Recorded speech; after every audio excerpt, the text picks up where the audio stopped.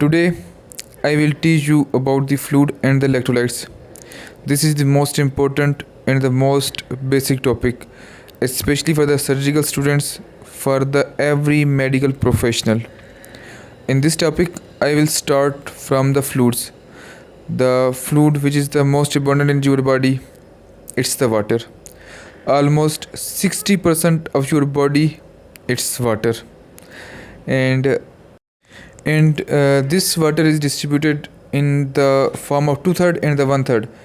Two-third component, it's in the intracellular, and one-third it's in the extracellular, and the one-third of the extracellular is further divided into two components.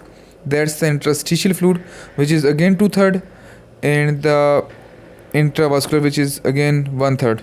Now I will tell you about the realistic figures. That's in the liters how much fluid is present in different compartments of the body. So in the first section, again I am discussing about the fluids, and we are applying the formula of two-third, one-third.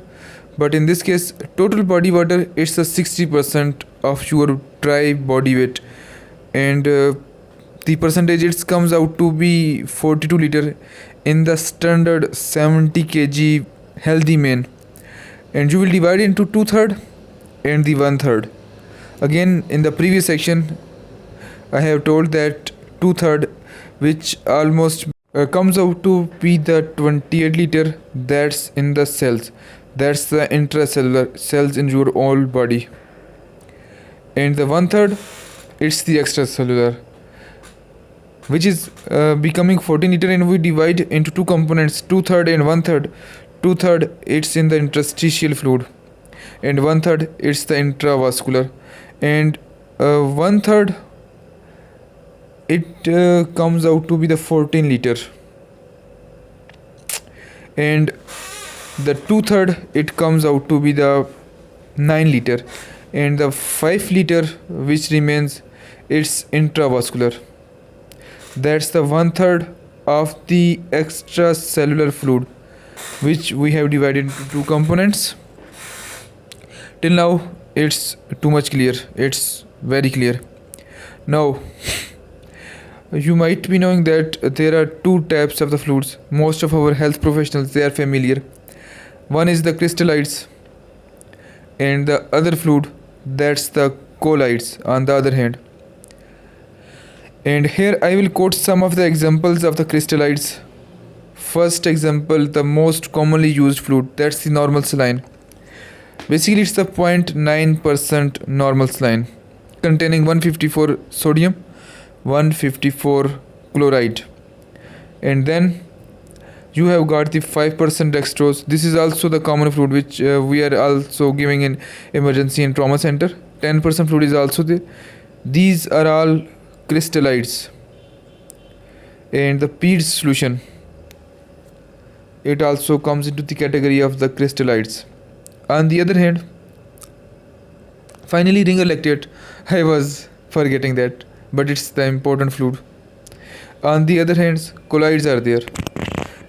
The examples are albumin, hemexyl, and then heta starch, and the FFPs, that's the fresh frozen plasma, which I have written on the board in the third section.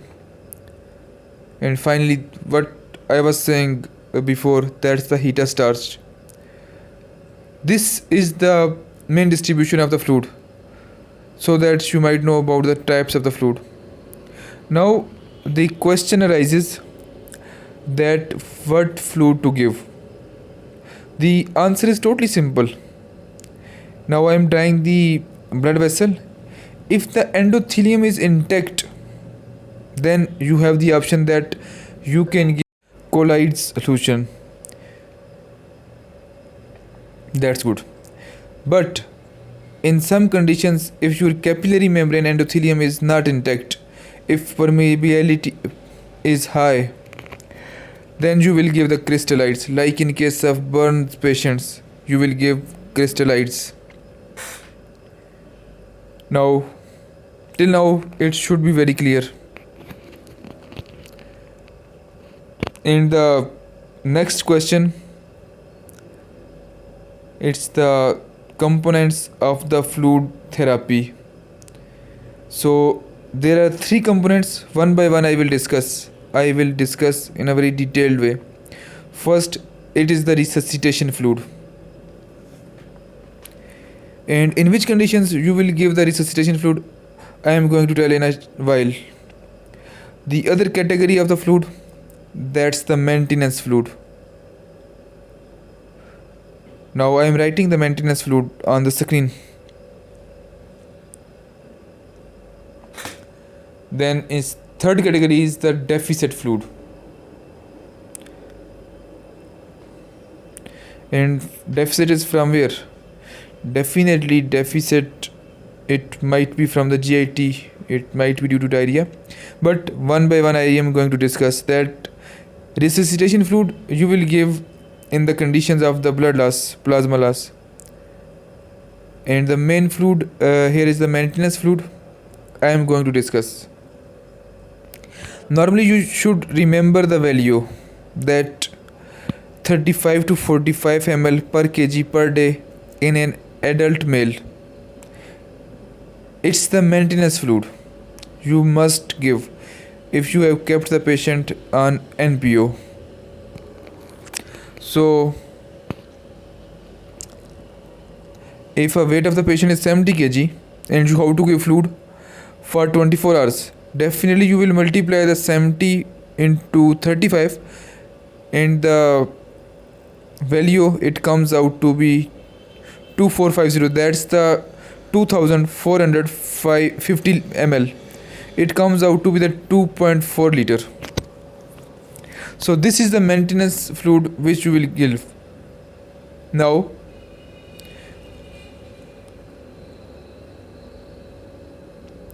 you must know about the some electrolytes, their daily requirements, which are the most common. I am not going to discuss in detail all the electrolytes. First electrolyte, it's the sodium, and its daily requirement is 1 to 2 millimole per day. That is the 1 to 2 millimole per kg per day. In the same way, the potassium has got the value of 0.6 to 1 millimole per kg per day. Basically that's the range. That's the 0.6 to 1 millimole per kg per day. For the calcium, its value is 5 millimole per kg per day. And how you will remember? You will highlight calci, CALCI. There are 5 alphabets, and as a mnemonic you can remember this.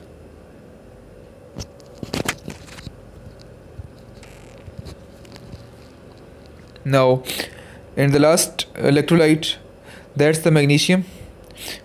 M comes only one time at the first and the last, so its value should be 1 millimole per kg per day. It's the relevance, it's just to remember its value. So finally, at the last, you must know about the replacement fluid also.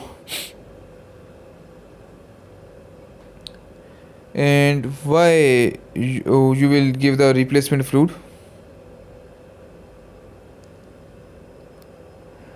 Replacement fluid, it's the maintenance fluid plus the ongoing losses, and the ongoing losses from the GIT, from the NG,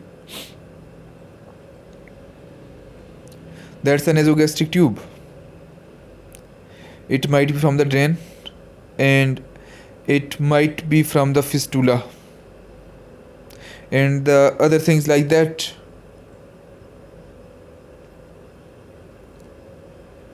Now I am removing this. One thing in our words, it's the confusion that how fast you have to give the fluid. So I am giving the rough estimate that in case of crystallites, if severe hypotension is there, you will give the 1 to 2 liter normal saline you will give in a very fast.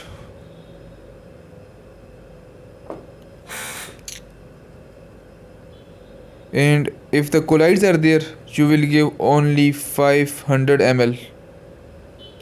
You will give this 1 to 2 liter normal saline fast until the your clinical signs they get normalized. And finally, at the end, again I have already told that alternatively you can give the 500 ml of the colloid instead of 1 to 2 liter normal saline.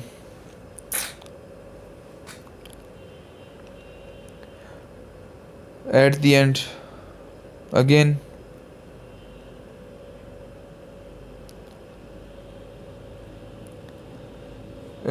you how must be knowing that how to calculate the drop per minute of the fluid. Suppose in some of the cases scenarios they came that give 1 liter in 2 hours, 2 liter in 3 hours.